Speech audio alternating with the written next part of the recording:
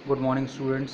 आज हम class 10th की इंग्लिश लिटरेचर का चैप्टर नंबर 1 पढ़ने जा रहे हैं, जिसका नाम है अ लेटर टू गॉड।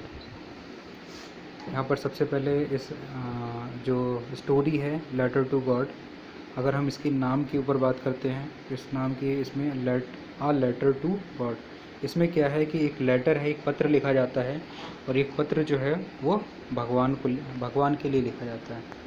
ठीक है।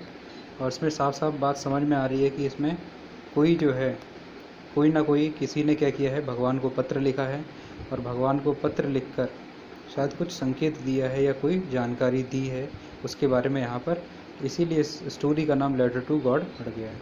इसके बाद हम बात करते हैं, अगर नॉर्मली अगर हम देखते हैं तो ये जो स्टोरी है, इस स्टोरी को लिखने वाले, इनका जो राइटर हैं उनका नाम है जी आई फैन। ठीक है, फैनलिस, जी.आई. फैनलिस। इसमें सबसे पहले स्टोरी बिफोर यू रीड, कुछ इसमें इंफॉर्मेशन दी गई है अबाउट द स्टोरी। सबसे पहले हम बात करते हैं दे से फेथ कैन मूव माउंटेन। तो फेथ का मतलब यहाँ पर है, फेथ का मतलब होता है विश्वास, और दे से यानी इस स्टोरी में बताया गया है कि जो फेथ यानी विश्वास जो है, कैन मूव माउंटेन्स, यानी विश्वास की वजह से, अगर हमें एक दूसरे के ऊपर विश्वास है तो हम अपने विश्वास के दम पर क्या कर सकते हैं, किसी भी माउंटेन यानी पर्वत तक को हम हिला सकते हैं। But what should we put our faith in, मगर हमें भी अपना विश्वास लगाना किस में है। This is the question is this story dedicated pauses. आखिर इस पूरी की पूरी स्टोरी में ये पूछा गया, आखिर ये हमें विश्वास करना तो है, बट विश्वास करें किस में। Lencho is a farmer who writes a letter to God.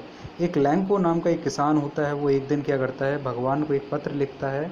When his crop are ruined। एक दिन क्या होता है, उसकी कुछ ऐसा बहुत ही ख़राब मौसम होता है, और उस ख़राब मौसम की वजह से उसकी जो पूरी फसल होती है, क्योंकि वो किसान था, उसकी एक पूरी की पूरी फसल जो होती है बर्बाद हो जाती है। Asking for 100 पैसेस। तो वो क्या करता है, भगवान को पत्र लिखता है, और उस पत्र में 100 रुपये मांगने की उनसे निवेदन करता है कि कृपया कर हमें 100 रुपये भगवान जी प्रदान कीजिए। डस लैंकोज लेटर रिच गॉड, क्या उस लैंको नाम का जो किसान था उसका पत्र भगवान के पास पहुंचेगा। Does God send him the money, और आखिर भगवान के पास मान लेते हैं पत्र अगर पहुंच जाता है तो क्या भगवान उसको पैसे भेजेंगे। Think what your answer to these question would be. आपके हिसाब से जो ये जो सवाल पूछा गया है पूरी स्टोरी में, कि क्या ये पत्र लैंको का भगवान के पास पहुंचेगा, और पहुंचेगा तो क्या भगवान जी उसको पत्र के बदले में, मतलब उसकी जो निवेदन है, क्या उसका स्वीकार करेंगे, क्या 100 रुपये सही में भेजेंगे। And guess how the story continue. आपको अंदाज़ा भी लगाना है कि आखिर ये जो स्टोरी है, ये स्टोरी किस तरह से आगे बढ़ेगी। Before you begin to read, आखिर जिस तरह से हम इस स्टोरी को जैसे जैसे आगे बढ़ाएंगे उसके हिसाब से इसमें कुछ एक्टिविटी दी गई है। क्या दिया है देखो, one of the cheapest way to send money to someone is through the post office.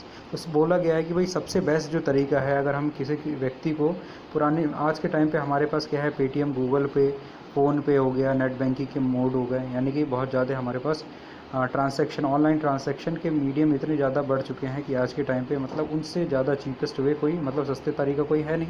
But पुराने ज़माने में जब ये सब माध्यम नहीं थे, रुपए एक जगह से दूसरी जगह पर भेजने के लिए, तो हमारे पास खर्चा बहुत ज़्यादा आता था। या तो हमें क्या, किसी व्यक्ति को रुपए लेके भेजा जाता था, जिसके आने और जाने का किराया भी हमें देना पड़ेगा। ठीक है, या फिर हम किसी कोई रिश्तेदार जब जाएगा तब तक हम इंतज़ार करते थे। बट कभी कभार इमरजेंसी ऐसा केस आ जाता था कि भाई हमें मजबूरन किसी को भेज के, तो उसमें खर्चा क्या होता था, और ज़्यादा बढ़ता चला जाता था। तो बोल रहे कि भाई उस समय इतना ज़्यादा कोई सस्ता तरीका नहीं था, एकलौता एक सस्ता तरीका था जो कि पोस्ट ऑफिस यानी पोस्ट मेथड की वजह से, बाई पोस्ट हम क्या कर सकते थे, एक सस्ता तरीका था जिसकी वजह से हम अपने रुपए अच्छे से सस्ते तरीके से हम एक जगह से दूसरी जगह पर किसी व्यक्ति को रुपए भेज सकते थे। उसमें बट लिमिटेशंस थी कि भाई आपके एरिया में पोस्ट ऑफिस होनी चाहिए। अगर पोस्ट ऑफिस नहीं है तो हमें क्या करना पड़ेगा, उस एरिया में जाना पड़ेगा जहाँ पर पोस्ट ऑफिस है, क्योंकि रुपये का निकालना और डालना केवल पोस्ट ऑफिस से ही लिमिटेड था, और हम किसी दूसरे मेथड से रुपये नहीं भेज सकते थे। हैव यू एवर सेंट और receive money in this way, क्या आपने पोस्ट ऑफिस के माध्यम से या मनी ऑर्डर करके कभी भी आपने क्या रुपए भेजे हैं या सुना है इस बारे में या कभी ऐसा कार्य किया है? Here what you have to do, आखिर आपको ऐसा इसमें क्या करना होता है इसके बारे में हम थोड़ा जानकारी लेंगे। As you read the instructions discuss with your teacher, आपको अगर इंस्ट्रक्शन पहले पढ़नी है ध्यानपूर्वक और फिर अपनी टीचर से डिस्कस करना है, बातें आपस में बातचीत करनी है। In the class the meaning of these words, कुछ नए इंपॉर्टेंट वर्ड्स दिए हैं, इन वर्ड्स के क्लास में आपको डिस्कस भी करना है। काउंटर हो गया, काउंटर डेस्क हो गया, अप्रोप्रिएट हो गया, एक्नॉलेजमेंट हो गया, काउंटर फॉयल हो गया, रिकॉर्ड हो गया, कंसल्ट और डिक्शनरी इफ़ नेसेसरी, अगर डिक्शनरी की ज़रूरत पड़ती है इन शब्दों को डिक्शनरी में खोजें। Are there words corresponding to these English word in your language, आपके फिर अगर आपको अच्छे से अगर शब्द समझ में आते तो इंग्लिश में ही इन्हीं शब्दों के सरल रूप में आप लिख सकते हैं। Inside the post office go to the counter mark money order. तो सबसे पहला यहाँ पर एक ऑप्शन होता था, भाई हमें क्या करना पड़ता, पहले तो पोस्ट ऑफिस के अंदर जाना है, पोस्ट ऑफिस में जाने के बाद भी आपको go to the counter mark, ऐसे काउंटर पे जाना पड़ेगा जहाँ पर काउंटर पे ही लिखा होगा मनी ऑर्डर, उस काउंटर पे बोर्ड लगा होगा कि भाई यहाँ पर मनी ऑर्डर होता है, तो उस काउंटर पे जाके आपको मनी ऑर्डर करना है। आगे नेक्स्ट वाला स्टेप, उसके बाद आपको क्या करना है, बैंक में जाने के बाद मनी ऑर्डर जो ऑफिस होगी, ठीक है, मनी ऑर्डर का वहाँ पर काउंटर बना होगा, उस काउंटर पे आपको जाना है। उसके बाद आपको क्या करना है, by a money order form, वहाँ से मनी ऑर्डर वाले ऑफिस होता है जो कैबिन बना होता है, उसमें से हमें मनी ऑर्डर फॉर्म लेना है। बाई पेइंग 50 पैसे, उस मनी ऑर्डर फॉर्म आप 50 पैसे जमा करने पड़ेंगे तब जाके आपको मनी ऑर्डर फॉर्म मिलेगा। To a person behind the counter पे जो भी बैठा होगा काउंटर के पीछे, तो उसको हमें क्या करना है, 50 पैसे देना है, तब जाके वो मनी ऑर्डर फॉर्म देगा। आगे उसके बाद क्या करना है, fill in appropriate box in the form, preferably in block letter. फिर आपको उस फॉर्म जो भी आपको मनी ऑर्डर फॉर्म मिलेगा उसको भरना है। भरने के बाद भरते वक्त सबसे खास बात ये ध्यान रखनी है कि वो कैपिटल लेटर में ही पूरा ओवरऑल फॉर्म फिलअप होगा। आगे हम बात करते हैं pay the counter clerk the amount of the money to be sent amount, ठीक है, अलॉन्ग विथ द चार्ज। आपको क्या करना है, अगर आप जहाँ भी रुपए भेजना चाहते हैं तो आपको क्या करना है, उस काउंटर पे जो क्लर्क बैठा हुआ उसको रुपए देने हैं और आप उसको कुछ एक्स्ट्रा रुपए देते हैं कि भाई वो भेजने के लिए उसका बाई ट्रांसपोर्ट मीडियम का जो रुपए खर्च आता है उसका थोड़ा इसलिए एक्स्ट्रा चार्ज लगता है। इसलिए मान लेते हैं जैसे अगर आपको 100 रुपये भेजने हैं तो हो सकता है 10 रुपये या 20 रुपये जो है वो डिलीवरी चार्ज होता हो, जैसे आज के टाइम अमेज़न और फ्लिपकार्ट ये सब में हम देखते हैं उस टाइप का रुपये अगर भेजना होता था तो डिलीवरी चार्ज भी या कुरियर चार्ज कह सकते हैं वो लगता था। Take back to MO acknowledge, फिर आप मनी ऑर्डर एक्नॉलेजमेंट में जाएंगे, counterfoil for your record, और अपना आपको वहाँ पर एक रिकॉर्ड मिलेगा।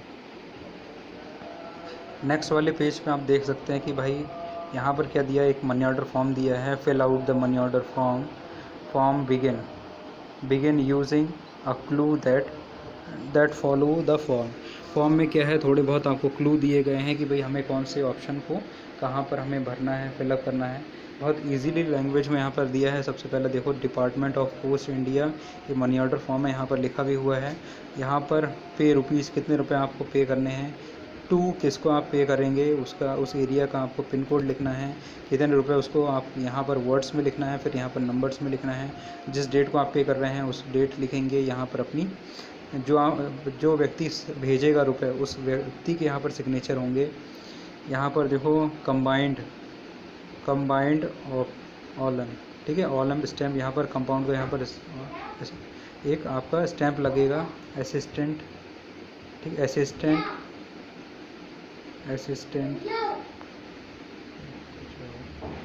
एक मिनट,